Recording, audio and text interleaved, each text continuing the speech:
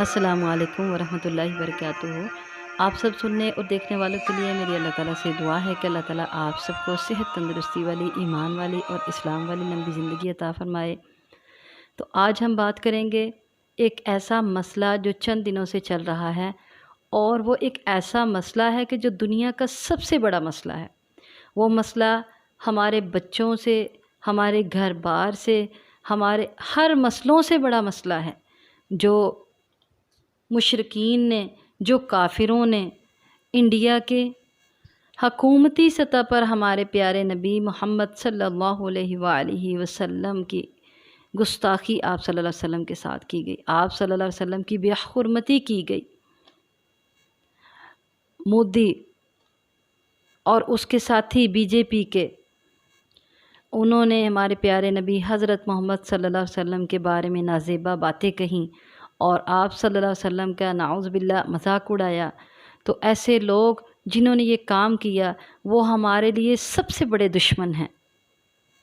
اگر ہم سچے اور پکے مسلمان ہیں، اگر ہم اپنے اس دعوے میں کہ ہم عاشق رسول ہیں، اور ہم کہتے ہیں فدا ابی و امی علی رسول اللہ، فدا ابی و امی علی رسول اللہ، کہ میرے ماں باپ آپ پر قربان اے رسول اللہ صلی اللہ علیہ وسلم، اگر ہم یہ دعویٰ کرنے والے ہیں اور ہم اپنے دعوے میں سچے ہیں، تو وہ جو نبی کریم صلی اللہ علیہ وسلم کا مذاق اڑانے والے یا نعوذ باللہ آپ کے بارے میں نازیبا الفاظ کہنے والے، وہ ہمارے سب سے بڑے دشمن ہیں۔ اور ان کے لیے ایک ہی بات ہے،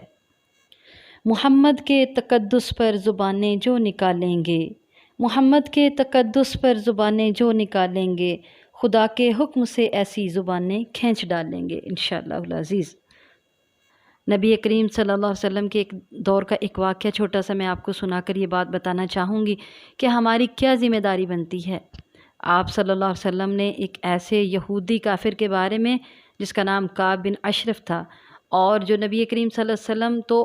کجا آپ صلی اللہ علیہ وسلم کی صحابیات اور آپ کے صحابہ پر زبانیں دراز کر رہا تھا، اور صحابیات کے بارے میں بری باتیں کہتا تھا۔ تو بخاری کے الفاظ ہیں کہ نبی کریم صلی اللہ علیہ وسلم نے ارشاد فرمایا، کعب بن اشرف کا کام کون تمام کرے گا؟ وہ اللہ اور اس کے رسول کو بہت ستاتا ہے۔ جب آپ صلی اللہ علیہ وسلم نے یہ بات کہی تو اس پر محمد بن مسلمہ انصاری رضی اللہ تعالی عنہ اٹھ کھڑے ہوئے اور عرض کیا، یا رسول اللہ، کہ آپ مجھے اجازت دیں کہ میں اس کو قتل کر آؤں؟ آپ صلی اللہ علیہ وسلم نے ارشاد فرمایا، ہاں مجھ کو یہ پسند ہے۔ تو ہمیں پتہ چلا کہ جب نبی کریم صلی اللہ علیہ وسلم پر زبان درازی کوئی کرے گا، آپ کی حرمت میں، آپ کی شان میں نازیبا الفاظ استعمال کرے، آپ کی شان میں گستاخی کرے، آپ کی بے حرمتی کرے، یہ نبی کریم صلی اللہ علیہ وسلم کی شان میں گستاخی کرنے والے واجب القتل ہیں، ان کو قتل کرنا چاہیے، اور انڈیا کی تمام مصنوعات کا بائیکاٹ کرنا چاہیے۔ اللہ تعالی ہمارے اندر یہ جذبے برقرار رکھے، اور یہ ہمارا حصہ ہے ایک نبی کریم صلی اللہ علیہ وسلم سے محبت کا، کہ میں اپنی بات آپ لوگوں تک پہنچا سکوں، اور ہم اپنی محبت کا اظہار کرتے ہوئے کچھ ایسا عمل کر سکیں جس سے ہم ان کافروں سے، جنہوں نے ہمارے پیارے نبی صلی اللہ علیہ وسلم کی بے حرمتی کی، ان سے بدلہ لے سکیں اور ہمارے دلوں کو ٹھنڈک حاصل ہو۔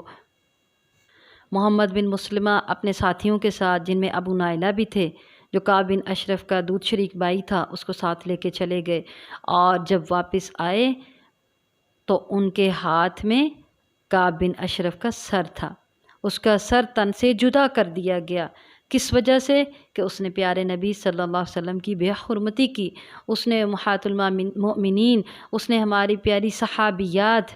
ان کی شان میں گستاخی کی،